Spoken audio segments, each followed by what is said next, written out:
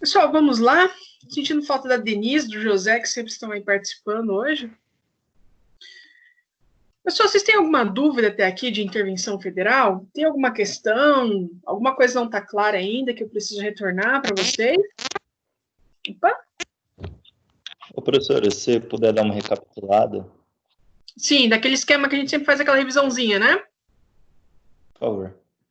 Vou sim. Vamos lá, então.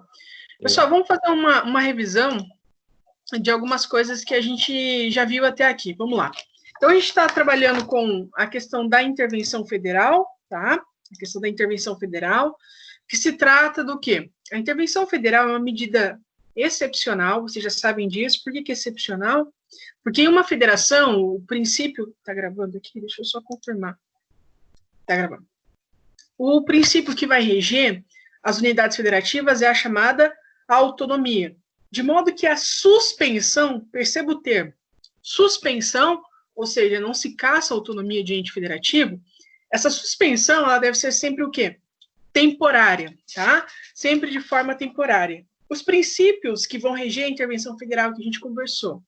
Princípio da não intervenção. Por quê? Regra, autonomia. Depois, o princípio da taxatividade. Só posso intervir se, de fato, o motivo que está levando essa intervenção estiver previsto na nossa Constituição Federal. E também o chamado princípio da temporalidade, porque essa suspensão da autonomia deve ter prazo certo. Veja, a autonomia é regra, logo, deve ser por um curto período, de modo que a gente consiga solucionar a questão naquele local para que haja o restabelecimento da ordem. Quais são as hipóteses da chamada intervenção federal, né? Primeiro, lá no artigo 34, manter a integridade nacional, que não permitirá que um Estado, por exemplo, venha a ensejar movimentos separatistas, buscando uma independência, ok? Então, manter a integridade nacional significa que eu não posso permitir que a minha federação ela comece a ser fragmentada. Depois, repelir invasão estrangeira ou de uma unidade da federação em outra. Nós temos duas situações diferentes aqui. Repelir invasão estrangeira, eu estou falando de um ataque externo. De modo que um Estado está querendo intervir na minha federação. Primeira hipótese. A segunda, nós estamos nos referindo de um Estado querendo intervir nas atribuições do outro. E as duas podem levar à intervenção federal. Depois, por termo a grave comprometimento da ordem pública. Eu digo que esse conceito ele é muito aberto, porque a ordem pública ele traz um sinônimo para a gente, uma ideia de crise, tumulto, como foi o caso do Rio de Janeiro, né? O decreto do Rio de Janeiro, a fundamentação para a decretação daquela intervenção foi a chamada ordem pública, ok? E especificamente na questão de segurança pública. Especificamente, eles limitaram a segurança pública.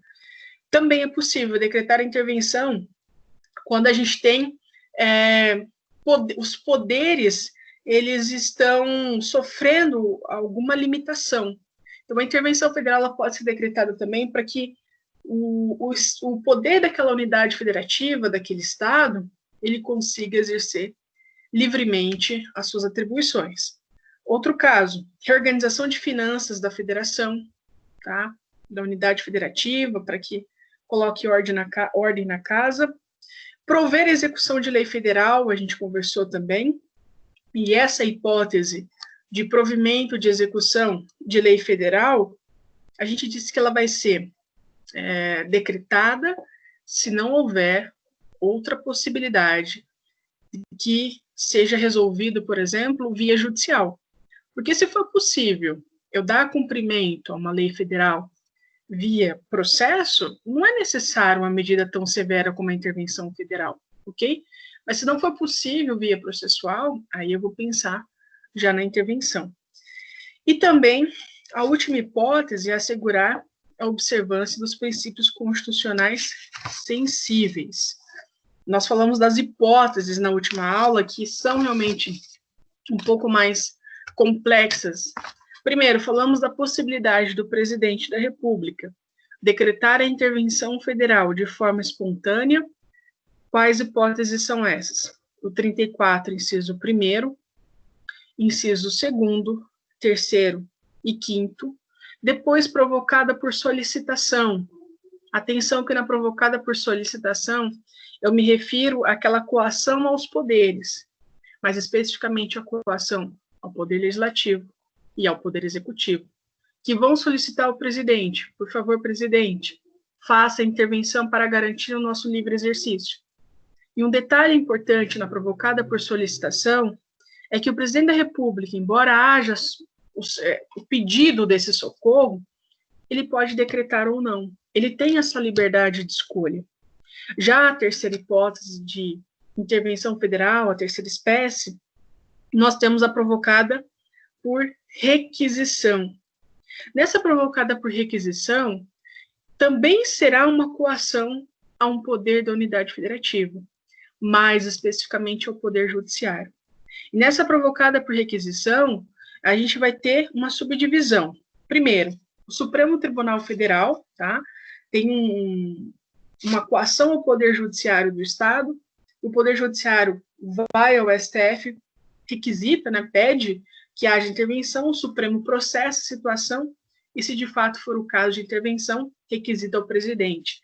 Já o segundo caso, nós temos a situação que a decretação, ela depende da requisição do STJ, do Tribunal Superior Eleitoral e do STF, de acordo com a matéria, tá? E o detalhe importante disso aqui são dois. Ao contrário da provocada por solicitação, que o Poder Legislativo e Executivo pedem, e o presidente pode ou não atender, por requisição, o presidente deve intervir. E por quê? Porque tem um mecanismo que a gente consegue prender o presidente. Se ele não decretar a intervenção, ele comete crime de responsabilidade, que a gente conversou. Tá? Ele vai cometer crime de responsabilidade. Daí porque a provocada por requisição tem essa força, o presidente já não tem margem de escolha, vai ter que intervir.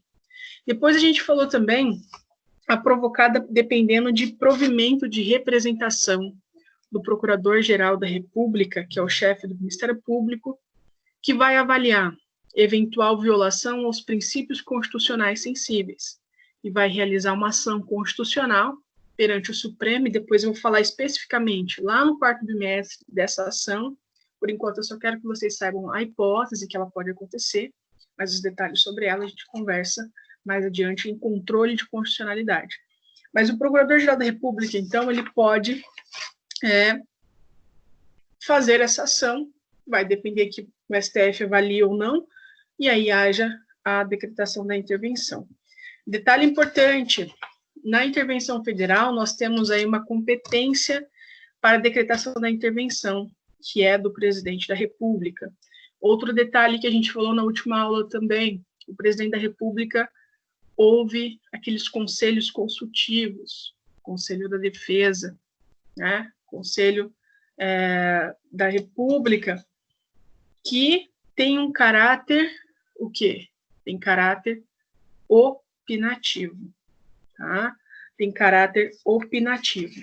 Só me digam, na turma da noite eu cheguei a entrar no que é exigível no decreto de intervenção, mas eu não me recordo da turma de vocês se a gente chegou a entrar nos requisitos do decreto de intervenção. Chegamos a entrar, pessoal, ou não?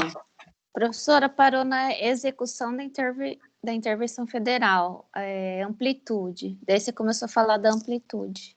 Tá. Eu vou fazer o seguinte, eu estou disponibilizando os roteiros no Drive, eu vou fazer uma coisa que talvez dê uma ajudada. Eu vou começar a fazer as anotações da minha aula junto com vocês, porque daí fica como se fosse uma lousa, pode ser? Então, eu vou pedir só para que vocês me digam se vocês estão visualizando esse quadro branco aqui. Estão visualizando? Sim. Beleza? Então, aí a gente vai conversando junto, então. Então, vamos lá. Se você está falando da amplitude, a gente então começou o decreto de intervenção. O que a gente vai conversar hoje? Vamos lá. Então, a gente viu quando se pode decretar intervenção, quais são as espécies, correto? Agora, vamos entender esse documento... Não, a gente não viu isso ainda não, professora. Então, a gente vai ver agora. A gente vai ver agora.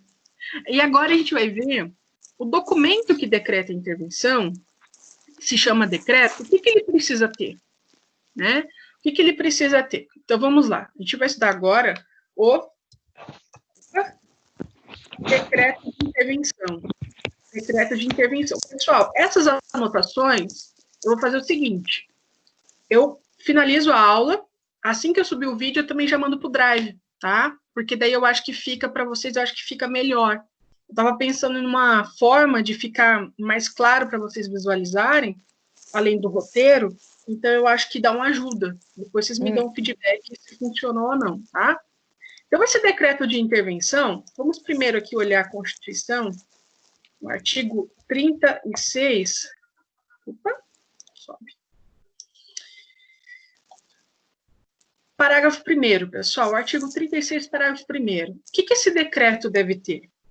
O decreto de intervenção especificará a amplitude, o prazo de duração, as condições de execução e que, se couber, nomeará o interventor. Será submetido à apreciação do Congresso Nacional ou da Assembleia Legislativa do Estado no prazo de 24 horas. Muito bem. Então, vamos lá. Vamos lá. O decreto de intervenção, então, a gente vai encontrar ele no artigo 36, parágrafo 1º da Constituição. E é aqui que eu vou encontrar os requisitos desse decreto de intervenção. Ele diz para mim que ele vai dizer que eu preciso ter o quê? A chamada amplitude. Professora, o que é a amplitude da intervenção federal? A amplitude significa esclarecer em que ponto você quer, afinal de contas, intervir. No que você está querendo solucionar? Qual é o problema efetivo que está acontecendo? Ou seja, qual é o espaço que está apresentando esse problema? Então, a amplitude vai entregar para a gente qual é a situação efetivamente que apresenta problemas. Então, eu vou definir, de modo que eu não posso decretar uma intervenção dizendo assim, olha, a não ser que aconteça efetivamente, todo o Estado perdeu autonomia, todo o Estado está com problema. Vou te dar um exemplo aqui visível. No roteiro que eu mandei para vocês, eu trouxe já o decreto do Rio de Janeiro. Eu vou abrir na internet, que é mais fácil. Eu acho que fica melhor do que ali naquele roteiro. Coloca aqui, ó, decreto de intervenção federal Rio de Janeiro. Esse decreto 9288. Já eu vou voltar aqui e mostrar um a um dos elementos que esse decreto tem e que respeitam lá o artigo 36, tá? Então, amplitude significa espaço da intervenção. Qual é o local, qual é a situação efetiva que você quer intervir? Então, amplitude significa qual é o negócio que está dando problema, ok? Depois, prazo de duração. Prazo de duração. E por que tem que ter prazo de duração? Lembrem-se, pessoal, intervenção federal, medida excepcional, logo, prevalece a autonomia. Não pode ser eterno. Porque se for eterno, daí perde a autonomia, né? Então, prazo de duração, vou colocar aqui, ó, lembrando que a autonomia é a regra. Daí porque a necessidade de definir qual é o tempo que esse negócio vai durar, né? Prazo de duração, tá dizendo pra gente. Depois, condições de execução. Condições de execução, professora? Condições de execução da medida, ou seja, quais são os instrumentos que você vai utilizar para solucionar esse problema? Diga para mim, no decreto, quais são os instrumentos que você vai utilizar para solucionar o problema? É a utilização de forças armadas? É requisição de bens e serviços? Né? Então, você vai dizer para mim, quais são os instrumentos, quais são os instrumentos utilizados para solucionar o problema. Tranquilo até aqui? Você está um pouquinho pequeno, professora. Tá pequeno? Então vamos aumentar. Vou aumentar aqui. Melhorou? Melhorou. Obrigada. Imagina. Então, requisitos. E o último requisito, que na verdade ele é opcional, é nomeação do interventor, tá? Nomeação do interventor, que é uma pessoa que vai lá, vai tomar a frente, né? Vai ser o gestor daquele momento. Nomeação do interventor, vou até colocar, se for necessário. Se for necessário, que pode ser que outras medidas sejam tomadas, que não precisa ter uma pessoa ali presente para solucionar a questão. Muito bem. Tá? Tem alguém... Oi, eu, José, microfone baixo? O interventor pode ser qualquer pessoa ou tem que ter alguma característica? Pode ser qualquer pessoa. José, seu microfone está tão baixo, não sei se é para mim. Sim mesmo. Eu lembro que nós que tiveram os anos 2018 foram sempre generais, né? Pode ser qualquer pessoa. Eu vou mostrar. No Rio de Janeiro, inclusive, o militar que foi o interventor, ele está atualmente no governo. Então, perceba, pessoal, esses são os elementos, né? Já vou mostrar para o José, inclusive, o interventor. Amplitude, prazo de duração, condição de execução da medida e nomeação do interventor, se precisar, tá? Vamos olhar o decreto aqui do Rio, para vocês visualizarem na prática o que consta aqui. Então, vamos ver a amplitude, né? Olha aqui, artigo 1º, né, falando que fica decretada a intervenção até dia tal. Olha a amplitude, ou seja, a definição do que vai ser vai sofrer, né, a intervenção. A intervenção se limita à área de segurança pública. Logo, eu defini qual é a amplitude aqui. Perceba, esse é o espaço da intervenção do Rio, ok? Depois, o prazo de duração. O prazo de duração, para você encontrar, você precisa fazer duas coisas. Primeiro, o artigo 1º diz que vai até o dia 31. Aí eu te pergunto, mas quando que foi o início? O início está ao final do decreto. Aqui, ó. Este decreto entra em vigor na data de sua publicação. 16 de fevereiro. Então, a intervenção do Rio de Janeiro, o prazo de duração foi de quando? 16 de fevereiro de 2018 a 31 de dezembro de 2018. Correto? Esse é o prazo de duração do Rio de Janeiro. Condições da execução, né? Como que vai acontecer efetivamente essa intervenção federal? O que pode ser feito? Artigo 3º. O interventor, inclusive, fica submetido ao presidente da República. Outra coisa que esse interventor pode desenvolver, ele pode requisitar recursos financeiros para conseguir fazer a intervenção, recursos tecnológicos, estruturais e humanos do Estado do Rio de Janeiro. Ele pode requisitar a órgãos civis e militares meios necessários, tá? E assim por diante. Teve interventor? Foi nomeado interventor? Porque é opcional. Nesse caso, teve interventor. Ó. Fica nomeado para o cargo de interventor o general do Exército, Walter Souza Braga Neto, que hoje ele está no governo, mas eu não me lembro o cargo dele, tá? Mas ele está no governo federal. Eu não me lembro exatamente qual é o cargo que ele ocupa hoje. Mas no Rio de Janeiro, perceba, pessoal, preencheu todos os requisitos do artigo 36. Está tudo aqui no decreto. Amplitude, prazo, condição, o interventor, consta tudo aqui. Deu para entender isso do decreto? Tranquilo? Sim. Tá brava, Denise? Professor, ele é chefe da Casa Civil. É chefe da Casa Civil, Braga Neto? É, isso. Beleza. Eu lembro que ele estava num cargo bem, digamos assim, um dos melhores cargos, assim, mas eu não me recordava exatamente mesmo qual era. Na verdade, tem tanto militar no governo que às vezes eu me perco. Chega de militar, pelo amor de Deus. Não, Tô tem braba bastante. não, professor. Eu tô arrumando uns bagulho Professor, aqui. Uma dúvida. Em tese, os militares não podiam assumir qualquer poder político, né? Ou não tem isso?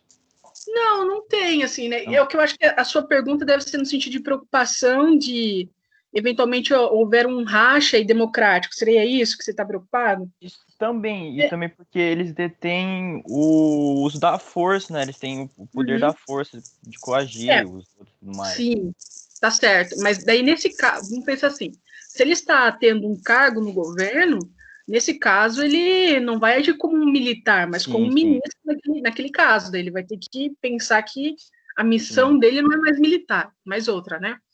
Mas que tenham, como os ministros de Estado, né? O presidente da República tem a discricionariedade para nomear. O que a Denise está rindo? Ela é trouxa, prof. Vou desligar a câmera. Eu nem estava vendo. A discricionariedade, ela é possível. Não tem problema dele ser militar, dele ser médico, dele ser professor, dele não ser nada. Inclusive, uma coisa que está dando repercussão agora é do novo ministro da Saúde, que é o Pazuello, né? Ele era ministro interino, ou seja, temporariamente, acabou sendo efetivado. Qual que é outros 12 militares, né? Ele está colocando todo mundo que ele consegue. E o engraçado é que nenhum deles é médico. Não. Do Ministério da Saúde. Essa questão de nomeação do presidente da República, a gente vê essa previsão constitucional, mas vocês estão acompanhando agora uma situação, né, situação constitucional mesmo que eu estou falando, da nomeação do chefe da Polícia Federal. Vocês estão acompanhando esse caso, né? Que está dando um problema, o STF já barrou a nomeação do Ramagem e assim por diante, e eu vou dizer para vocês que esse é um problema sério. Problema sério, tanto da nomeação quanto do STF ter impedido a nomeação, tá? São dois problemas muito sérios aí. Por quê? O presidente da República, ele tem o poder de nomear quem ele bem entender, digamos assim, salvo se for um desvio de finalidade. Então, o que está sendo questionado ali é se houve um desvio de finalidade na nomeação desse cara. Que desvio de finalidade? Não era para ele ser, na verdade, chefe da Polícia Federal, mas chefe da família, né? Para controlar, eventualmente, possíveis irregularidades criminais, para dizer o mínimo. Se existem, né? Que eu não sei se existem, estão sendo investigados. E aí o Supremo, ele foi lá e falou, não vai nomear esse cara, porque esse cara aqui, ele é amigo de vocês e que não sei o quê. Só que teve aí um bedelho, uma intervenção no outro poder, né? E aí quando começa um poder intervir no outro, vocês estão vendo o que o país está virando, né? Então, que é um problema espinhoso, é um problema espinhoso. Ok? Professor, sabe que eu vi um comentário esse tempo? Pode falar. O Supremo não deixou... José, por que seu microfone é tão baixo? Não sei, professor. Eu mexo. Tem hora que tá bom, tem hora que tá ruim. Ele não deixou nomear o Ramagem, certo? Mas aí o segundo que ele nomeou, aí, tipo assim, também tinha que fazer algum pedido, né? Porque, por exemplo, ele também poderia ser amigo, o segundo, né? E com certeza o segundo que ele nomeou também tem influência. Também é amigo do Bolsonaro. Então, tipo assim, não teve muita vantagem não deixar o Ramagem. Não, é que assim, é que do... fundamental, né? O que do Ramagem já tinha outros elementos, já era uma situação muito assim, digamos, estava dando muito problema, porque primeiro, o Moro falou expressamente isso, né? E gerou esse processo, essa investigação. Então, foi por conta disso que foi esse impedimento. Agora, se o outro tem, pode ser que tenha, né? Pode ser que eventualmente tenha. Mas é que aquele sujeito, por conta da repercussão da saída do Moro, dessa questão da divulgação, dessa reunião, né? Dessa polêmica reunião, aí a coisa não ficou meio insustentável para ele, né? Mas que ele queria insistir na nomeação, até cogitou renomear depois da decisão do Supremo, e aí eu acho que aconselharam ele a não fazer isso, porque o caldo ia entornar mesmo. Ele não fez, né? Escolheu outro. Mas ele falou que, por ele não abriria a mão do Ramagem. Mas que é um problema, é um problema. O problema, assim, que eu digo, pode ser que tenha desvio de finalidade, e eu acho que o STF tem que controlar. Só que até que ponto o STF pode ficar intervindo em decisões de outros poderes? Assim como o STF, às vezes, dá uma decisão lá, digamos. E aí o Poder Executivo fala assim, não vou cumprir. Que venha aqui no Palácio da Alvorada e me faça cumprir. Como é que a gente fica, gente? A gente tá num beco, assim, muito louco. É uma situação perigosa, assim, perigosa que a gente tá vivendo, tá? Para onde a gente vai caminhar? Não sei, tá? Não sei. Eu sou bem otimista, prof. Vocês acham que eu sou pessimista? Eu sou muito otimista, mas só que tá complicado isso aí. Cada dia é uma coisa nova. Porque você não sabe. Os caras vão mandar, o outro não obedece. O outro manda, o outro não obedece. Daí não acabou tudo. O ideal é que cada poder fizesse o seu papel e tocasse o barco, né? Só que a gente está vendo problemas de todos os lados, tá? O que a gente está vivendo mesmo é uma crise institucional como um todo, uma crise da República, não é uma crise só de um poder específico, é uma crise de todo mundo. E aí a gente poderia ficar aqui a manhã inteira conversando sobre isso, por que o STF vai assumir um protagonismo ou não, né, que é o ativismo judicial, porque não se enganem, né, a gente fala que o poder judiciário ele vai aplicar a lei bonitinho, mas o STF ele quer poder também, ele tem poder, ele disputa essa zona de poder, é um jogo político, todo mundo está jogando aqui. Agora quem está certo, quem está errado, a história vai dizer. Pessoal, vamos lá então? Voltar para o decreto, a gente estava falando do decreto, deixa eu voltar aqui para minha lousa. Que foi? O José, ele dá umas risadas, assim, que eu não sei o que está acontecendo, cara. Não é eu não, prof, é a Denise. Tudo é eu. Olha aí. O que foi, Denise? Não faço isso. Ela é trouxa. Sei lá.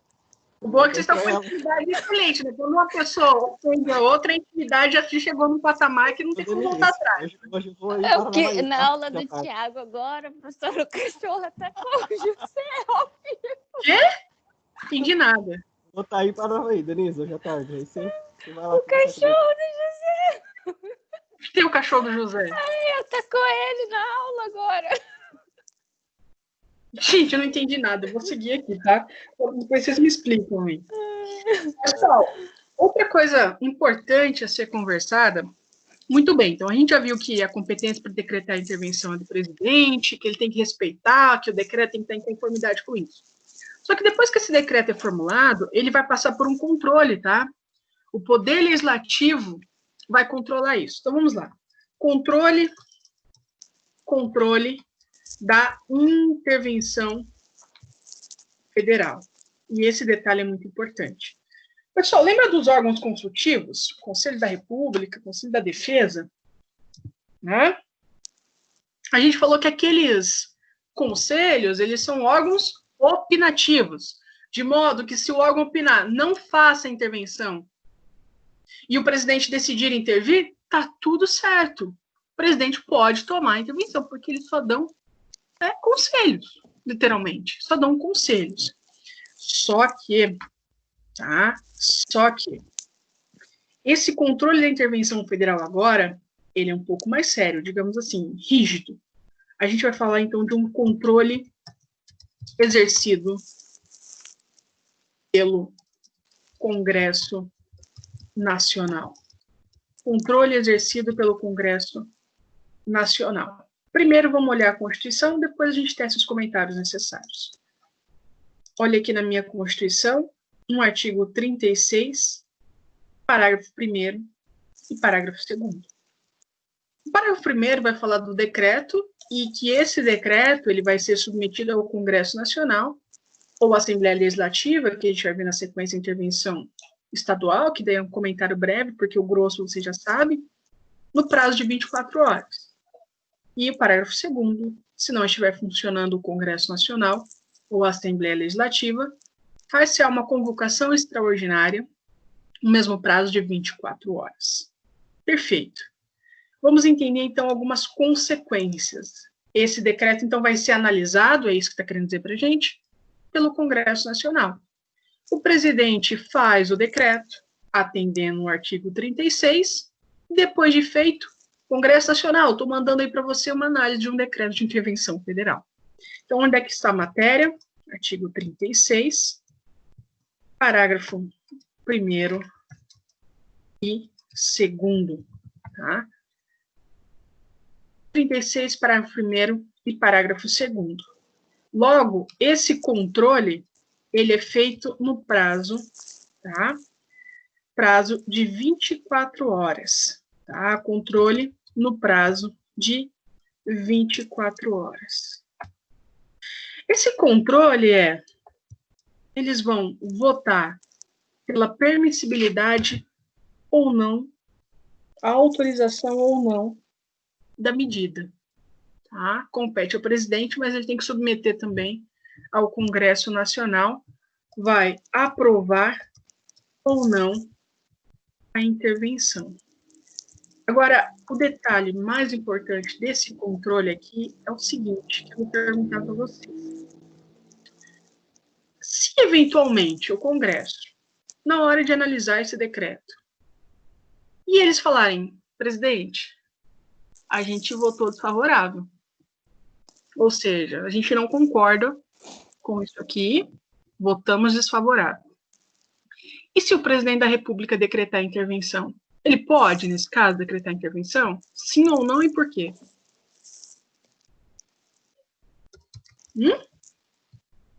Presidente, vou até deixar a pergunta. Pode decretar a intervenção em caso de não aprovação do decreto pelo Congresso? Essa é a pergunta que eu fiz para vocês. Pode? Eu acho que sim, porque a competência dele, o Congresso é só para, como fala? Aprovar opinativo, ou não? Opinativo, não era o Congresso, não é? era as assembleias, né? Vocês acham que pode, então. Denise e José dizem que pode. Alguém mais? Pode. Quem está falando, Rafael ou Lucas? Pessoal, olha que detalhe interessante. Lembra que eu falei para vocês que antes do presidente começar a se movimentar, ele vai fazer uma consulta àqueles conselhos? Uhum. E aqueles conselhos, eles são conselhos, né? Conselho não vincula ninguém, ele dá conselho. O presidente pode, né, tocar o barco, decretar a intervenção, bonito. Só que aqui a situação é diferente. Se o Congresso Nacional rejeitar, o presidente da República não pode decretar a intervenção. Ué, professora, mas ele tem competência. Pois é. Mas olha aqui na nossa Constituição, o que vai impedir o presidente de decretar? Deixa eu só compilar aqui, senão vai ficar umas porcarias aqui. Olha o artigo 85, que também trabalha com crimes de responsabilidade do presidente da República. Olha o que o artigo 85 coloca. Crimes de responsabilidade. Pessoal, crimes de responsabilidade, comentários muito rápidos, porque a gente vai ver esse ano. Crimes de responsabilidade são infrações político-administrativas. Não são crimes igual um homicídio, um furto. A ideia é diferente. A ideia é que as condutas, as tomadas de decisões, elas podem gerar esse chamado crime de responsabilidade. E crime de responsabilidade, ele tem uma consequência, que é o chamado impeachment ou impedimento, traduzindo. Ok? Olha só o que o presidente pode cometer se ele decretar a intervenção, mesmo o Congresso não autorizando. Olha o caput. São crimes de responsabilidade, os atos do presidente da República, que atentem contra a Constituição Federal e, especialmente, contra. Olha o inciso 2º. O livre exercício do poder legislativo, do poder judiciário, do Ministério Público e dos poderes constitucionais das unidades da Federação. E aqui vai um detalhe super importante. O presidente da República, se decretar a intervenção após a rejeição pelo Congresso Nacional, responde. É crime de responsabilidade. Por quê? O ato de apreciação sobre intervenção compete ao Congresso Nacional. Calma que eu já documento tudo isso que eu estou falando, para ficar esquematizado. Olha o artigo 49, inciso 4º da Constituição. O 49, ele vai dizer quais são as atribuições do Congresso. E dentre as atribuições, no seu inciso, 4º, falei 9, né? Aprovar o estado de defesa e intervenção federal, autorizar o estado de sítio ou suspender qualquer uma dessas medidas. Então, a ideia é a seguinte: é competência do Congresso, né, do Poder Legislativo, apreciar a intervenção. Se o presidente passar por cima dessa desaprovação, significa que ele está desrespeitando uma competência do Poder Legislativo. Logo, se desrespeita a competência do Poder Legislativo, lá no artigo 85, inciso 2º, é crime de responsabilidade. Então, o presidente que sucede o facho, ok? Se reprovou o decreto, fica na tua. A não ser que você quer matar no peito e enfrentar um processo de impeachment, ok? Então, vamos sintetizar tudo isso que eu falei até agora. Veja só, ele não poderá, sob pena de crime de responsabilidade, tá? Crime de responsabilidade, conforme o artigo 85, inciso 2º, tá? Da Constituição Federal. Constituição Federal, vez que a aprovação do decreto de intervenção compete ao Congresso Nacional, conforme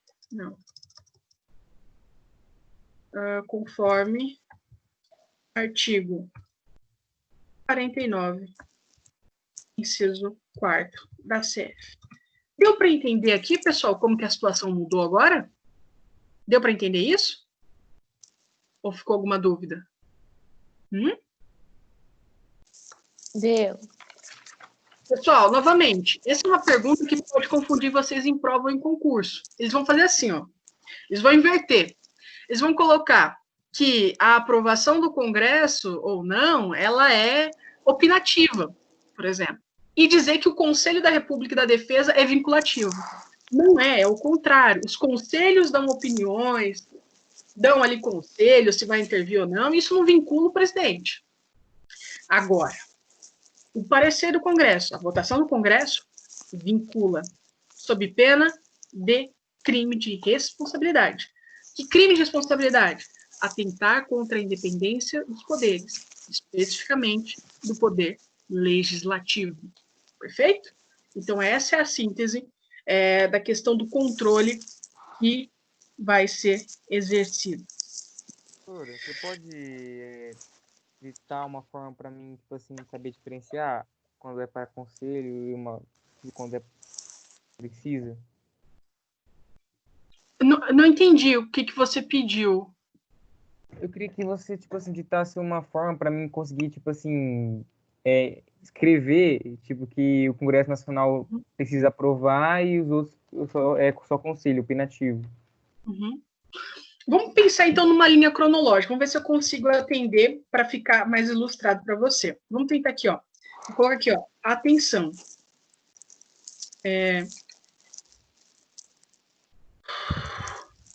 O parecer dos conselhos consultivos, né, da Defesa e da República não vinculam o presidente, pois são órgãos de consulta.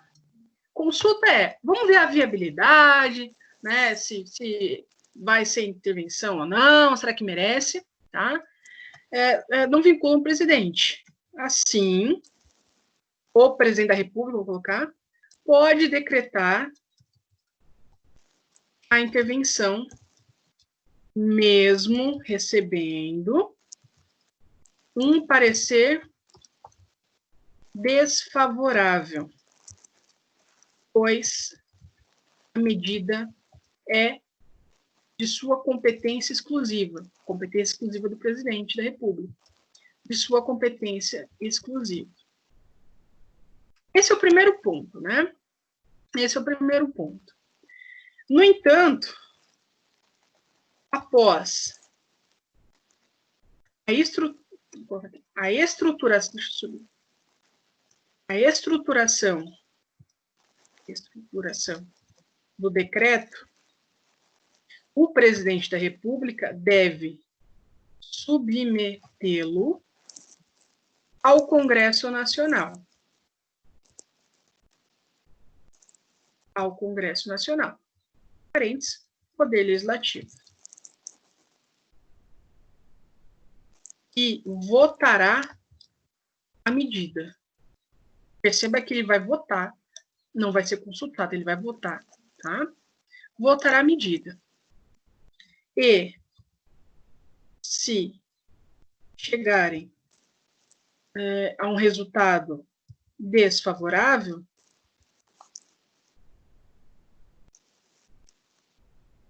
o presidente da República não pode intervir,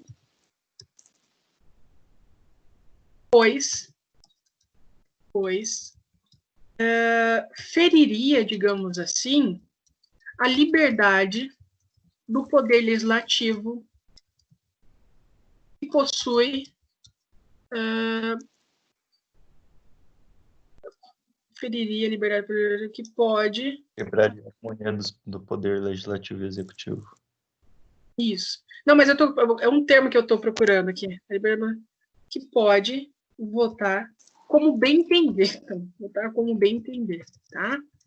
Como bem entender. Ficou melhor? Assim, a estrutura? Sim, Era assim que você precisava? era. Tá. Então, perceba, esse primeiro momento aqui, ó, eu vou consultar. Deixa eu primeiro aqui buscar uma opinião, né? Então, você vai buscar uma opinião. E aí, o que vocês acham? Vamos decretar? E aí, pode ser o que for. O presidente vai seguir mesmo assim, se ele desejar, óbvio, né? Vamos pensar que ele deseje, mesmo o contrário. Ok, seguiu. Aí ele vai elaborar o decreto. Elaborou o decreto, eu vou submeter ao Poder Legislativo para apreciar.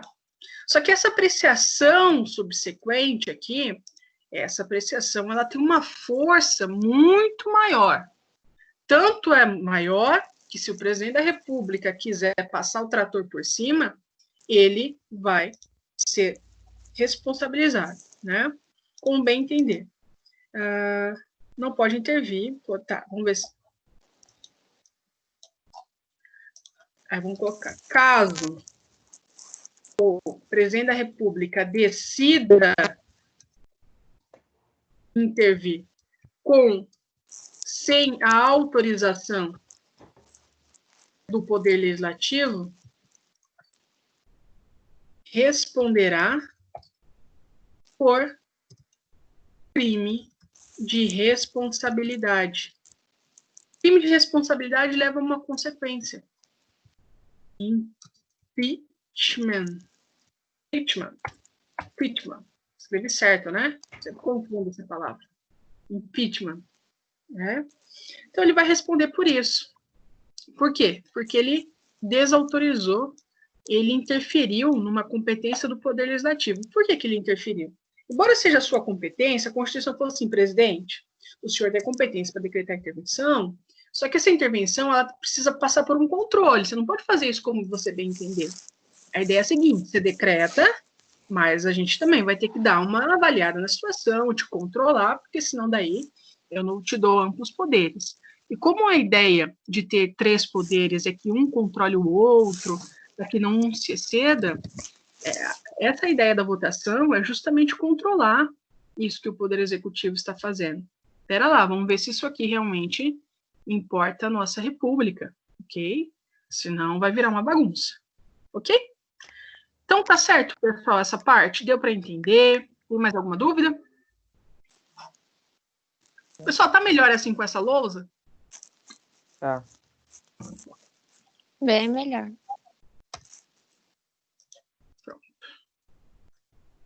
Pronto.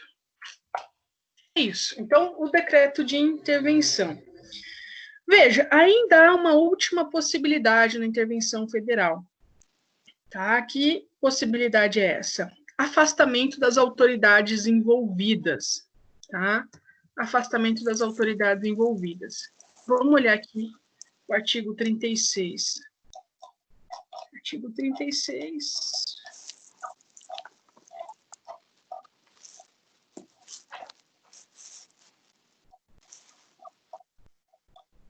36, 37. Tá. 36. Eu posso afastar as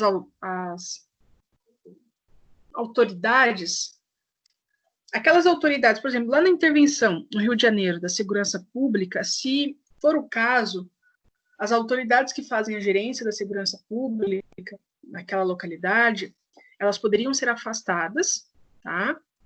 Até que a intervenção aconteça. Depois que finalizou a intervenção, essas pessoas vão retornar aos seus cargos. Apenas não vão retornar se houver uma situação, digamos assim, que as impeça, né? Se ela estiver respondendo criminalmente, se tiver uma situação mais grave. Onde é que está isso? O 36, parágrafo 4º. Cessados os motivos da intervenção, ou seja, quando acabar, as autoridades afastadas de seus cargos, a estes voltarão. salvo impedimento legal. Impedimento legal pode ser qualquer responsabilidade que seja apurada. Vamos pensar lá que o secretário de segurança poderia estar envolvido com uma situação criminosa. É claro que não tem como ele retornar, né? Mas se não for o caso, era só uma questão mesmo de má gestão ou de algum outro problema mais sério, ele pode retornar. Normalizou? Pode voltar, cara. Agora você volta. Mas se tem um impedimento legal, aí não vai acontecer, tá? Bem, sobre a intervenção federal, a gente está chegando ao fim, mas deixa eu só comentar aqui. Então, afastamento. Aqui. Afastamento das autoridades envolvidas. Artigo 36, parágrafo 4º. Parágrafo 4º. O grosso, pessoal, o mais difícil, vocês já acabaram de terminar. Agora a gente vai falar da intervenção estadual, que é muito mais, digamos assim, curta, porque ela segue o mesmo regramento, só vai alterar em relação a uma unidade federativa que vai intervir na outra. Então, tem alguma dúvida aqui? Não. Tranquilo? Pessoal, eu gosto bastante desses assuntos. Você fala, professor, eu odeio. Eu acho legal, assim, sabe? Embora seja sempre um vulcão, né? Isso aqui pode dar tanta coisa que vocês não têm ideia. Uma intervenção estadual. Perceba, na intervenção federal, quem que vai intervir em quem na intervenção federal? Hã? A União. União intervém em quem? No Estado. Isso, perfeito. Intervenção federal, União nos estados. Agora, a intervenção estadual, a União, por exemplo, já não pode fazer intervenção nos municípios, tá? Nos municípios. O que a gente vai ter na intervenção estadual? A gente vai ter os estados intervindo nos municípios, ok?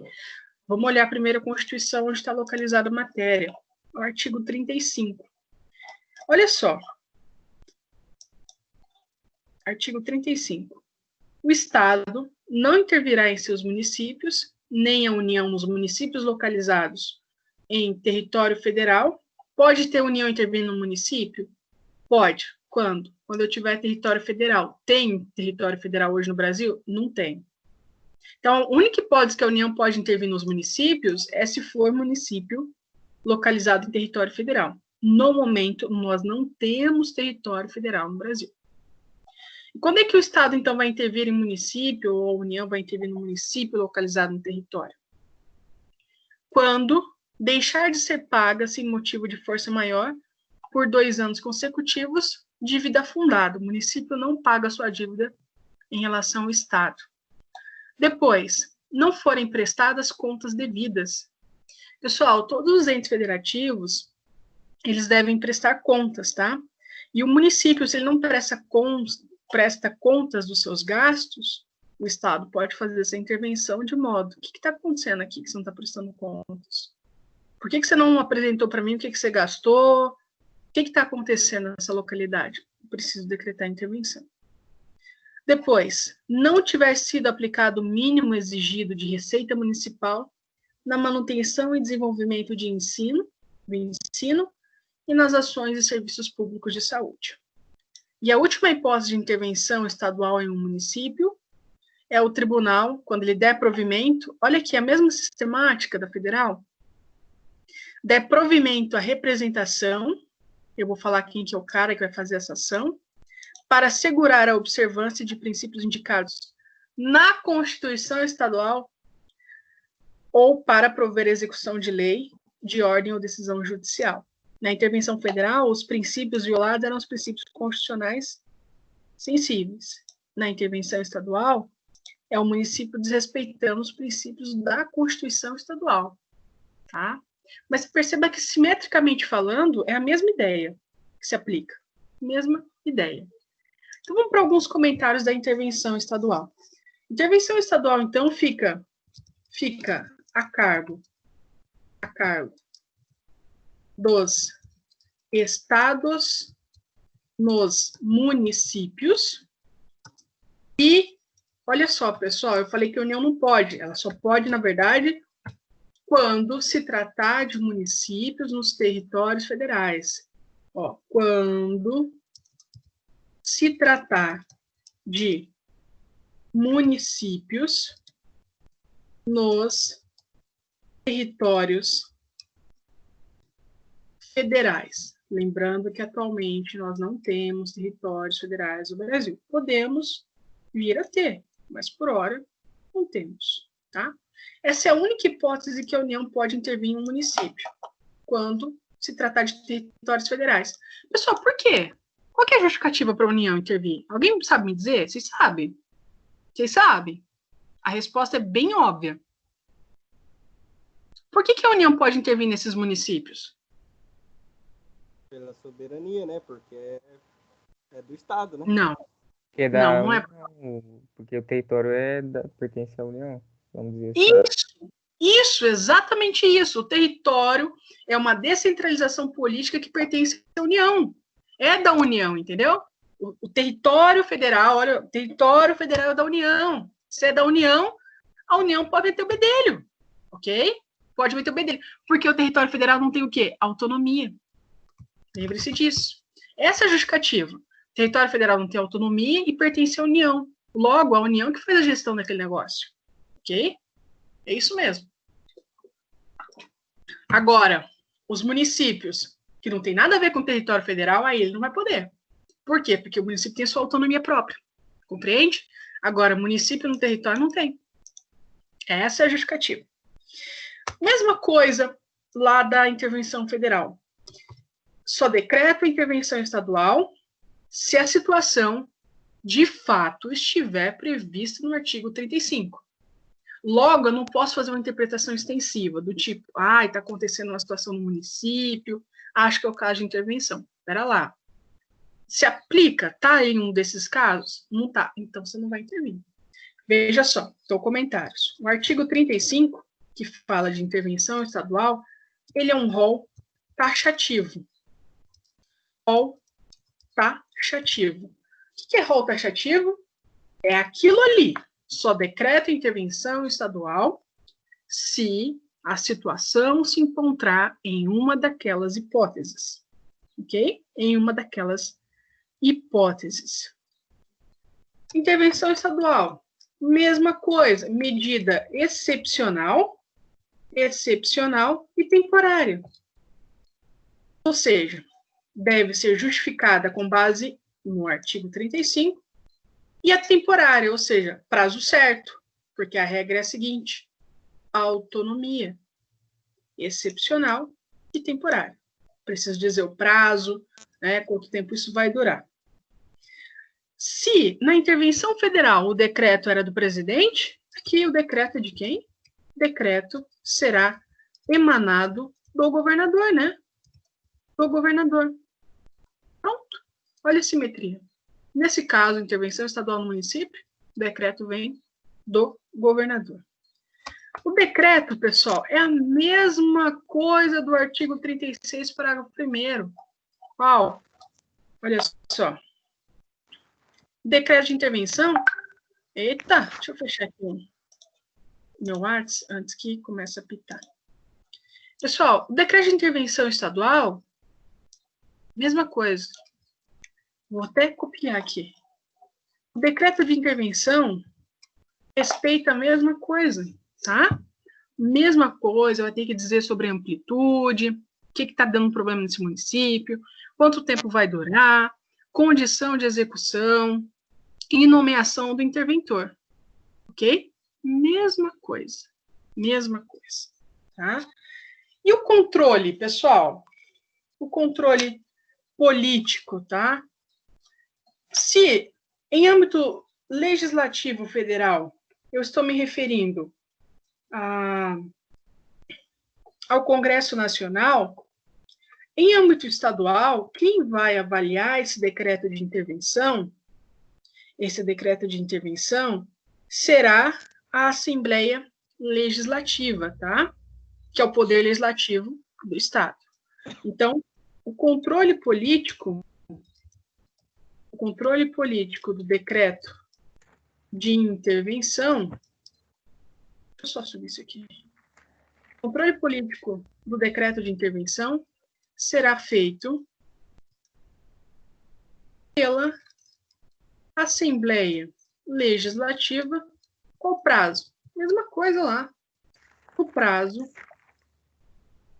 de 24 horas. No prazo de 24 horas. Ok? No prazo de 24 horas.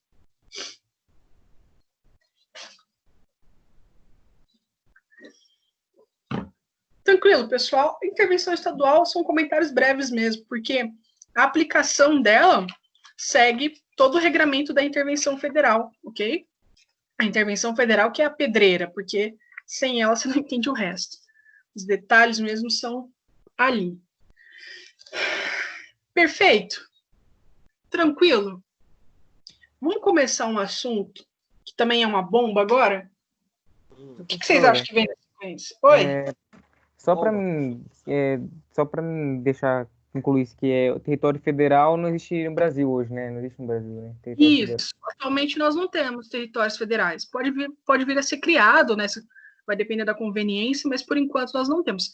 Antes da Constituição de 88, nós tínhamos, que era... Vou até abrir aqui, tá? Vou abrir aqui para você. Na Constituição Federal, lá nas ADCTs, a gente vai encontrar...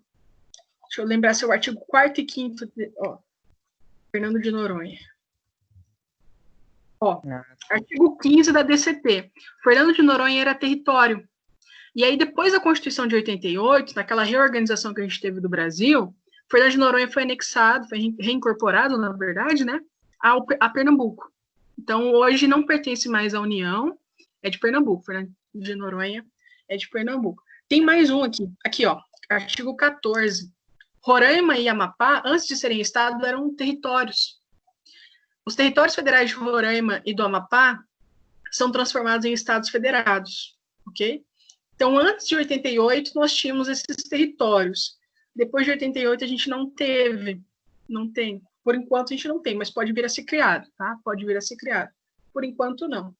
Os que tinham foram modificados, no sentido ou virou estado, como Roraima e Amapá, ou Fernando de Noronha, que é uma ilha, né? E foi para Pernambuco. Foi para Pernambuco. Perfeito? Pessoal, vamos ver outra coisa bombástica, né? Porque intervenção federal, não sei se vocês notaram que é uma situação séria, né? É uma situação bem séria. Uma situação bem séria.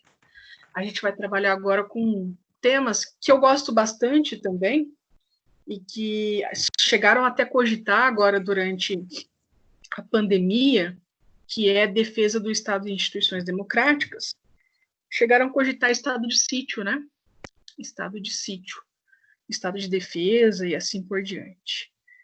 Vou contextualizá-los primeiro. Deixa eu só deixar o título para vocês aqui e vou fazer uma introdução verbal e aí a gente vai anotando. Então, defesa. O tema agora é defesa do Estado e das instituições democráticas. Aqui o negócio fecha, o pau fecha. Tenho uma feliz notícia para vocês. Nós não tivemos estado de sítio e estado de defesa após a Constituição de 1988. Mas na atual conjuntura, que eu não duvido que a gente possa vir a ter em breve esses institutos.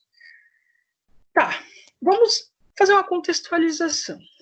Tá? Uma contextualização. A nossa Constituição, vocês viram lá no primeiro ano, que ela tem uma ideia, pelo menos essa é a ideia desse negócio. Deixa eu vir para o meu rosto, né, para conversar com vocês. Deixa eu parar aqui. Pronto. Pessoal, vocês perceberam que a nossa Constituição ela tem uma ideia bem interessante de ter uma estabilidade constitucional, de respeitar sempre direitos fundamentais, né? Essa é a pauta da nossa Constituição Federal, especialmente depois que a gente atravessou aquele momento político, né, de 64 a 85, 84, ali, do final da ditadura. Então, essa Constituição, ela vai se preocupar com isso. Isso o quê? Garantir os direitos fundamentais e manter uma estabilidade democrática. Essa é a ideia, tá? Essa é a ideia, manter uma estabilidade democrática e respeito a direitos fundamentais. Veja, esse assunto, defesa do Estado e das instituições democráticas, ele tem uma ideia super interessante, que é a seguinte: eu não posso ignorar que em algumas circunstâncias a coisa pode ficar complicada nesse Brasil, né? Ela pode ficar complicada. Logo, para evitar uma instauração de uma ditadura, de um regime de exceção, eu Constituição, já prevendo que isso possa vir a acontecer, vou constitucionalizar, olha só que interessante, constitucionalizar medidas excepcionais. Professora, eu não entendi. Vou tentar te explicar. Regra: estabilidade democrática. Constituição quer isso. Eu quero isso. Respeito a direitos fundamentais. A pessoa pode fazer o que bem entender aqui, não crimes, óbvio, né? Pode fazer o que bem entender. Os poderes trabalham com certa normalidade, não tem nenhum problema. Só que a situação pode ficar crítica. E a Constituição, prevendo essa possibilidade, ela falou assim: para não instaurar uma ditadura, eu mesma vou prever a possibilidade de medidas excepcionais para controlar esses problemas que eventualmente surjam. Tá? Então, este assunto que nós vamos trabalhar, estado de sítio e estado de defesa, são situações excepcionais, mas não são situações excepcionais que configurem ditadura. São situações excepcionais constitucionais, ou seja, que a própria Constituição autoriza. Deu para entender isso? Pessoal, vocês estão aí? Sim, prof. É que parou no rosto do Lucas aqui, travou. Aí eu só estou vendo. Essas exceções vai ser como, prof? Emendas? Não? Não, a gente vai ver agora. Se fosse emenda, a gente estava bem. A gente estava... Nesse estado de sítio e estado de defesa, a gente vai ver, por exemplo, suspensão de direitos fundamentais. Chama de probleminha. Deu probleminha no quê?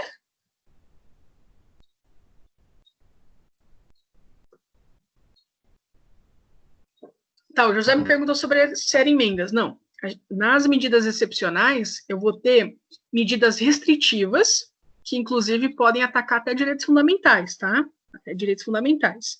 Então, deixa eu fazer breves comentários ali na nossa lousa, para quem gosta de anotar. Essa defesa do Estado e das instituições democráticas, a gente vai verificar que são, olha só, são medidas excepcionais, mas constitucionais. Esse é o detalhe importante. Por que são constitucionais? Porque a minha própria Constituição autoriza. Se a minha Constituição autoriza, eu não vou falar em ditadura, embora sejam medidas restritivas, embora sejam medidas duras. Não vai ser ditadura, porque a ditadura é aquilo que não respeita nenhuma norma, que está fora da Constituição. Ok? Olha aqui que sacada interessante do legislador. Ou seja, para que a gente não chegue lá, eu vou prever mecanismos aqui, alguns mecanismos, tá? Para evitar uma ditadura, e vai ser assim. De que jeito? Eu vou fazer a previsão, para nenhum cara chegar aqui e querer dar um golpe, tá? Embora possa ter um golpe, sempre pode ter um golpe, né? A história mostra pra gente que não tem Constituição, qualquer coisa que segure. Mas a ideia é essa, evitar que a gente tenha algum problema mais sério. Muito bem. Eu quero mostrar para vocês a localização dessa matéria na Constituição primeiro. Deixa eu colocar aqui. Defesa do Estado e das... Onde é que está essa matéria? No título 5 da nossa Constituição. Defesa do Estado e das instituições democráticas. Capítulo 1 vai falar sobre Estado de Defesa e Estado de Sítio, e a seção número 1, o Estado de Defesa. Ok? O Estado de Defesa. Bem, perceba que eu tenho, no final das contas, aqui dois assuntos interligados, tá? Dois assuntos interligados. Deixa eu explicar para vocês o que é a defesa de Estado, o que é a defesa de instituições democráticas.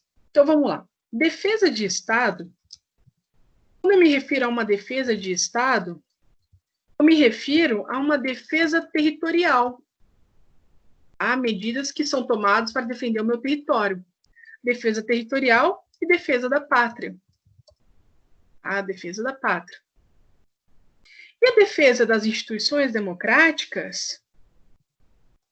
Defesa das instituições democráticas? Instituições. Nossa. Democráticas. Eu vou tentar defender uma estabilidade da ordem constitucional. Okay? Para que as pessoas sejam amarradas aos ditames dessa Constituição. Então, eu vou defender uma estabilidade da ordem constitucional. Perceba, então, que são situações distintas, tá? São situações distintas.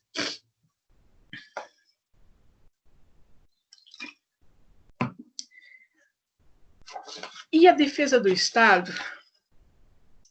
A defesa do Estado, se eu estou falando de uma defesa de território, pessoal, que consegue, dentro da minha estrutura de Estado, pensem aí, quem que dentro desse Estado consegue defender o território?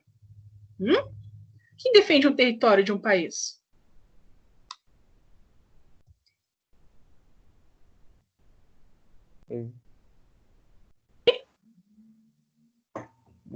Pessoal, quando eu tenho um ataque, um Estado contra outro, quem que defende o território? Forças Armadas ou Exército. Isso, Forças Armadas que compõem Aeronáutica, Marinha e Exército. No Exército é sempre digamos assim, a maior fatia. Mas quem vai fazer a defesa do Estado, que eu estou falando de território, é exercido pelas Forças Armadas. Então, exercido pelas Forças Armadas, tá? Forças Armadas. Detalhe importante, então perceba que é feito dessa maneira. Já a defesa das instituições democráticas não são as Forças Armadas exatamente que vão cumprir esse papel. Nesse caso, que é a instituição democrática, a minha ideia é manter uma ordem constitucional, como está aqui, né? Manter a estabilidade. Nesse caso, eu vou adotar medidas para conseguir conter essa normalidade. E essas medidas, elas têm um nome bem interessante que se chama Sistema Constitucional de Crises, que vai ser feito pelo estado de sítio e pelo estado de defesa, tá? Então, no caso da defesa das instituições democráticas, que a gente vai ver agora na sequência, os instrumentos que eu vou utilizar, eles vão ter, vou colocar aqui, uma finalidade de manter essa ordem constitucional através do estado de defesa e estado de sítio. Essas são as medidas que eu vou utilizar para defender essa estabilidade constitucional, que a gente dá um nome: gerenciamento de crises, gerenciamento constitucional, melhor colocar, constitucional de crises, gerenciamento constitucional de crise. Vamos recapitular o que eu falei até agora. Pessoal, regra é sempre liberdade, permissão de que as pessoas façam o que bem entender, os poderes estão funcionando em conformidade, só que a gente está começando a introduzir um assunto que é o seguinte: pode ter situações excepcionais que eu não estou conseguindo manter essa ordem, que é nisso aqui que a gente vai se dar. Eu não estou conseguindo manter essa estabilidade constitucional, e a Constituição falou assim: pera lá então, tem uns instrumentos aqui que você pode usar. Que instrumentos são esses? Estado de sítio, estado de defesa. Ok? Então, a gente vai entender esse gerenciamento de crises constitucionais que são exercidos pelo estado de defesa e o estado de sítio, que tem a ideia do quê? Que o Estado consiga funcionar em conformidade. Veja, claro, esses dois institutos aqui são muito mais sérios que a intervenção federal, que é uma coisa pontual em um Estado. Estou falando de uma coisa que já tem uma amplitude nacional muito maior, que a gente vai ver um a um depois. Quais são os casos de cada um. É um assunto mais sério. Está atingindo todo o meu território, está colocando em xeque, enfim, toda a estabilidade constitucional. No entanto, aqueles princípios de intervenção federal, transportando para cá e mudando o que deve ser mudado, eles também existem aqui. Pessoal, vocês acham que isso aqui é regra ou é exceção? Isso aqui é regra ou é exceção? Quando eu decreto isso aqui, ó. Regra. Não. Não? Olha só. É regra ter estado de defesa e estado de sítio? Não, é exceção. Tá certo. Exceção. Exceção. Eu pensei pelo lado de quando necessário, né? Sim, Porque- mas é uma exceção à regra, no sentido de tem que ter um problema muito sério para acontecer. Né? A regra é sempre que isso aqui não exista, né? Graças a Deus, porque tá. a gente vai sofrer as medidas. Então, isso aqui é o quê? Exceção. Então, os princípios, né? Vou colocar aqui, ó. Princípios que norteiam a defesa das instituições democráticas, que é o estado de defesa e o estado de sítio. Instituições democráticas. Eu vou colocando na lousa, mas vou perguntando. Será que isso aqui pode ser feito de uma forma desnecessária ou tem que ser necessário? Necessário. Beleza. Então, o primeiro princípio, necessidade. E essa necessidade, ela vai ser pautada pelo quê? Extrema gravidade, devidamente comprovada. Necessidade significa preciso comprovar que a situação é grave. E nós vamos ver que situações são essas, mas já vou mostrar aqui para não ficar muito sem exemplos. Instabilidade institucional ou atingidas por calamidades de grandes proporções na natureza. Tem um terremoto. Oi? Guerra, pode ter isso aí ou não?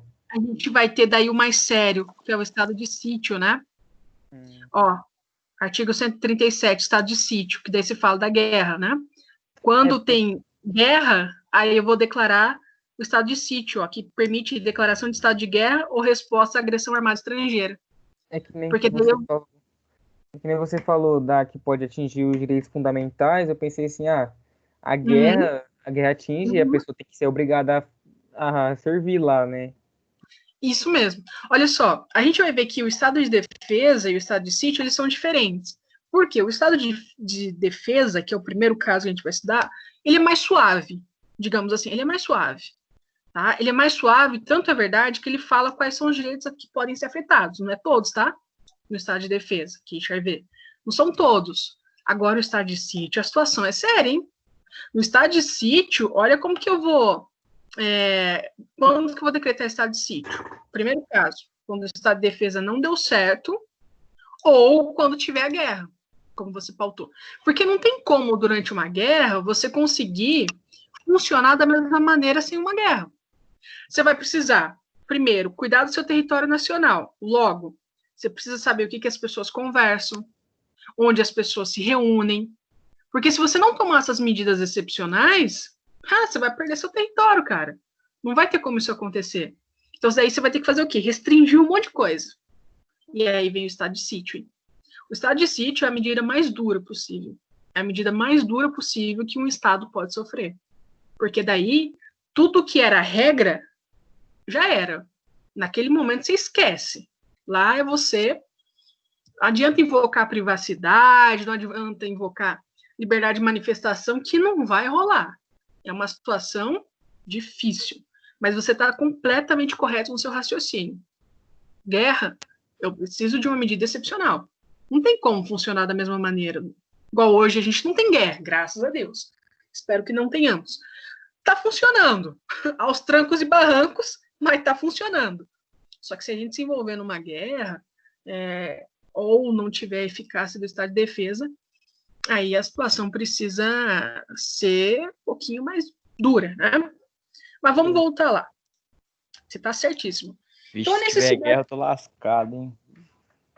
Quem que tá lascado? Eu não vi o nome. professor. Ter que ir lá. Você tá no 3G, né? Tô. Nossa. Reza pra você, pra terminar o final do ano aí, você conseguir. Aí eu pulo fora daí. Mas você pode ser convocado, né? Sim, porque até os 45, reservista. né? Tá muito puxado, Rafael? Professor, é complicado. Esse final de semana a gente foi para o acampamento lá. Eu voltei parecendo um zumbi. Cheio de barro, os pés tudo inchado.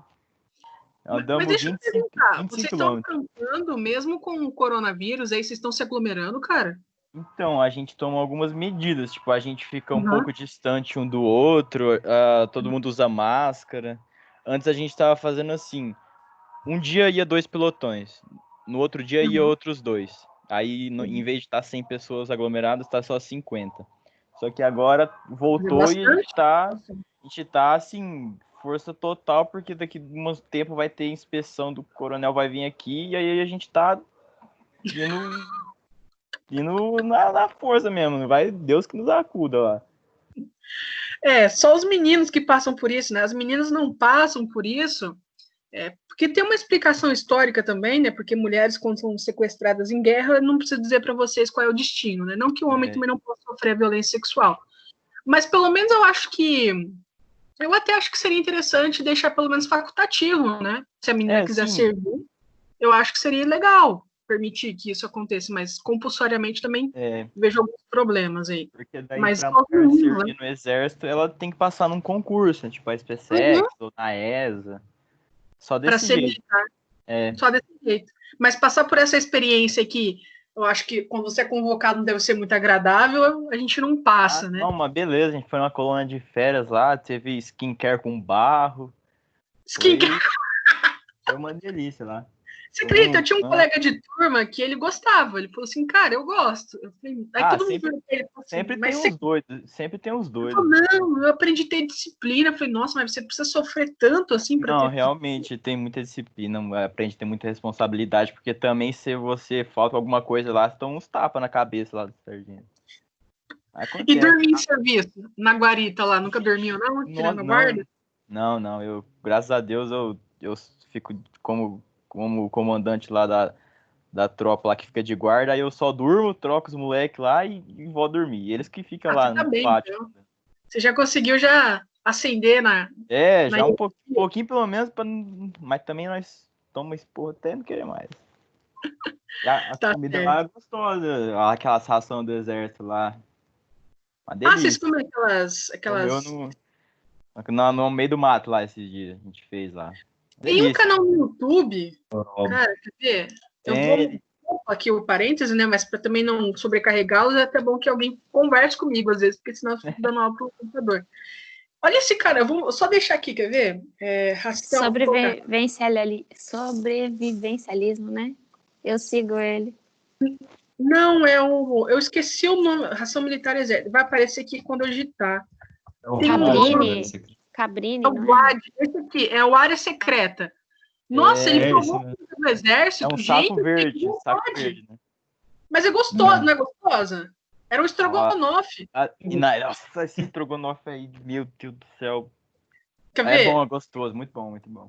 Mas você entra depois no canal dele aqui, do Brasil, gente, o Brasil tá bem. Deu medo de umas rações, hein? Nossa, ele prova uma do Cazaquistão, que eu falei, misericórdia. Eu comi uma com carne e legumes lá. Tava gostoso até. Só o arroz que era meio, parecia isopor, com pastas. Mas a gente com fome lá nem vi, não deu nem pro cheiro. Você Como que chama o canal, professora? Área Secreta, e você vai na playlist lá chamada Provando Comida Militar. Tem umas aqui que você fica assim, só que é isso? E tem umas, tipo assim, da Alemanha, tem umas assim que você fala, é um banquete, é muita comida. Do Brasil, a gente pega dos Estados Unidos, né? Ultimamente o exército tá importando de lá. E é meio caro. Para um dia, acho que é em torno de R$30. Porque vem uma refeição, vem 2 refeições principais e vem as, tipo, barrinha. Fogo, goiabada, tem geleia, biscoito, até café. Porque para funcionar isso aqui, tem um produto químico que tem um fogareiro, tem um monte de coisa. Eu não sei, né? Nas minhas férias eu tava meio à toa. Eu nunca mais reclamo do salgado da cantina lá. Do pão de queijo. Gente, essa do Cazaquistão é surreal. Essa do Cazaquistão é surreal. Essa aqui você fala, meu Deus, gente. Essa aqui também, que tem toda essa De muçulmana. ruim? Tipo assim, ele começa a passar mal, porque ele compra isso aqui de um site não sei aonde, que ele consegue. E às vezes. Das Forças Árticas Russas também. Nossa, tem umas. Nossa, a da Rússia, porque assim, a Rússia, como é um país mais frio, a ração ela acaba sofrendo com essa questão também do país. Gente, vem uns patê de fígado, umas gorduras, assim, porque Será que vem vodka também Tem da que ser Rússia? calórico. Né? porque tem uma maior queima calórica, sabe? Daí o pessoal tem que. Nossa, De gordura. mas é uma pedaço de gordura mesmo, assim, é zoado. Ah, é? Não pode Ela- nem vodka, senão o soldado erra tudo os tiros na hora daí. Ah, é? Gente, essa da Holanda parecia que era boa. Nossa, tem umas que. Ele prova umas também que os Estados Unidos faz como ração humanitária, que eles chamam. Por exemplo, tem uma situação que tá lá. Vamos pensar que a ONU está em missão. Aí você precisa levar comida para a população que está passando fome. Tem umas rações humanitárias também, bem legal. Acabei descobrindo umas coisas que eu não conhecia, inclusive. Mas assim, né? Prova-se da Noruega, enfim, ele vai. Tem umas coisas bem interessantes. Deixar aqui. Pessoal, só para fechar a nossa aula, deixa eu só colocar aqui, então, necessidade apenas em caso de extrema gravidade. Apenas em caso de extrema gravidade. E óbvio, né, pessoal, não pode faltar isso aqui. Tem que ter prazo certo. Então, tem que ter o quê? Temporariedade. Por quê? Professora, não tá aparecendo um bloquinho lá. É porque eu tô na minha cara, né? Tô falando como se não houvesse amanhã. Deixa eu colocar aqui, então. Pronto. Então, necessidade. Apenas em casos excepcionais mesmo. Quando não tiver como ser de outra maneira. E o outro princípio, temporariedade. Leia-se. Pessoal, precisa ter prazo certo, porque senão vira o quê? Ditadura. A regra é o quê? Estabilidade constitucional, direitos fundamentais funcionando bonitinho e assim por diante. Só que se eu permitir que a coisa avance sem um prazo determinado, aí já não é mais a regra, a estabilidade constitucional, mas a própria exceção, né? Daí a gente vai fugir de um Estado democrático e assim por diante. Então, precisa ter o quê? Prazo certo para evitar a instalação de uma ditadura. Evitar a instalação de uma ditadura. Então, precisa ter um prazo. Quanto tempo essa medida vai durar no país? Precisa ter prazo certo. Não vou começar hoje para não sobrecarregá-los, mas a gente para, então, em estado de defesa. Para não, né? A gente vai começar na próxima aula. Lembrando já, adiantando, estado de defesa é uma medida mais branda. Não é que é branda, é dura, mas comparado ao estado de sítio, é uma medida mais branda. Pessoal, tem alguma dúvida em relação a esse início, essa introdução? Então, medidas excepcionais, defesa do Estado. Quem vai realizar são as Forças Armadas, né? Claro, é para isso. Forças Armadas existem para combater o chamado inimigo externo, tá? Para combater o inimigo externo que vem aqui querer tomar o nosso território. Defesa das instituições democráticas já são medidas que eu vou adotar para evitar que a situação no meu Estado democrático saia fora da curva, ok? Princípios que orientam, necessidade, óbvio, não posso decretar isso à toa, precisa ser muito bem justificado, muito bem fundamentado, e temporariedade, né? Precisa ter um prazo certo, sob pena de se tornar uma ditadura. Deixa eu voltar para o meu rosto.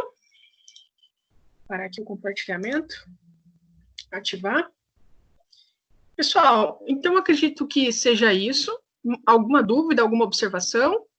Tranquilo?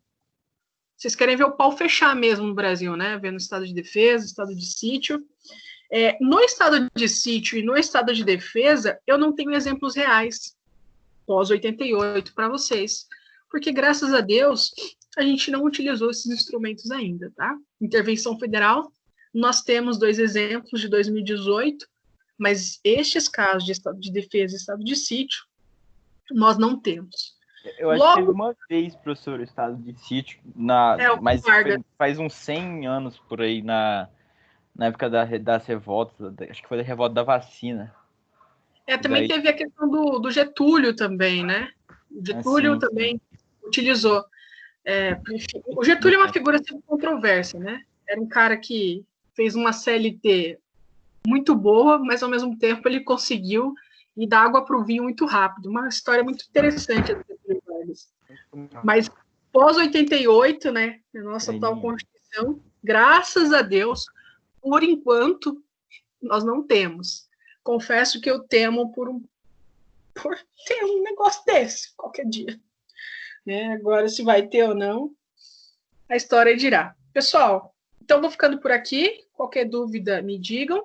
Logo após o almoço, já vou subir esse vídeo e essas anotações que eu fiz aqui junto com vocês estão salvas e também vou inserir no Drive, tá bom? Qualquer coisa... semana que vem é feriado, né? Não tem aula mais, então, a outra é prova. O Ellison deu um sorrisão aí, ó. Não tá aparecendo o rosto do Ellison pra mim? Prof, na outra semana é prova depois. Já? Ué, o que tá acontecendo? Na outra já é prova? Você tá semana, brincando? Passando essa semana que seria sua última aula, na outra acho que é prova. Então meu conteúdo acabou hoje? Ou não é? Tem que ver aí certinho, eu acho que tem a sub, né? Eu não lembro de cabeça. Segunda-feira começa a sub. Nossa, depois eu preciso ver. O conteúdo acabou hoje, então. Deixa eu ver aqui, professor, peraí. Acho que a sub começa segunda-feira agora. Não, a sub começa mesmo essa semana, mas eu não lembro já se a prova... A prova acho que não, deve ser a sub. Deixa eu ver. Porque ontem a Letícia falou que ia ser no final do mês. Então, eu também acho que é. Deixa eu falar aqui. Porque na aula, lembra? Não, eu vi, peguei do mês, deve ter mais uma aula ainda. Comunicado. A aula vai até dia 23 e a prova vai do dia 24 ao dia 30. Então, deixa eu olhar aqui no meu calendário. Não, daqui 2 semanas, então, né? Tem mais uma aula, né? Tem mais uma aula, então, no final das contas, a gente tem mais uma aula. Eu ia falar, só tem mais uma aula. Dá para finalizar isso. O estado de defesa eu consigo finalizar. O estado de sítio, eu acho que se a gente apertar um pouquinho, nem que passar do horário, a gente também consegue finalizar, para não ficar muito atrasado. Ou, qualquer coisa, eu gravo uma aula extra para vocês. Mas é isso, então, pessoal. Um ótimo feriado, um ótimo final de semana para vocês. Um bom descanso aí. Obrigada, Vandé. Obrigado. Se cuidem, Denise. Prende os cachorros aí. Eu vou estar aí, Denise, já. Denise é besta. Eu vou ir para Nova aí daqui a pouco. Você que é besta, meu. Por que você tá saindo de casa, José? Hã? Por que você tá saindo de casa batendo perna? Não, eu vou ir pagar umas contas aí hoje. Minha avó aí. Sei. Aham. Eu não tô saindo, não.